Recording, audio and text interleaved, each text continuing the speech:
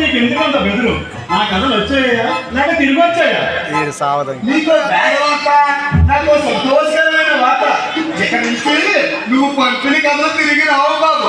ఎందుకంటే నువ్వు పంపిన కట్టలు చదివి విసిగెత్తిపోయి ఆంధ్రప్రభ, ఈనాడు, సాక్షి ఇలా వార్తాపత్రిక వాళ్ళందరూ కలిసి సమావేశమై నేను కోర్టుకు రావాలనుకుంటున్నావా? ఎందుకు? నువ్వు ఏ పాయింట్ మీద రాస్తున్నావో అసలు కావడం లేదంట. అసలు ఎందుకు రాస్తున్నావో అంటుపట్టలేదంటూ నీ ఎక్కడ కథలు చదివితే అక్కడే చచ్చిపోతారని భయంతో తగలేస్తున్నారంట. ఈసారి కానీ నువ్వు రాసి పంపించావనుకో నీకు జైలు శిక్ష ఖాయం. చూసావా, నా కథలు వచ్చి కాలేకపోయినా పత్రిక వాడిని గుండెగా అలగా సృష్టిస్తున్నాను. నాకు అదే చాలు.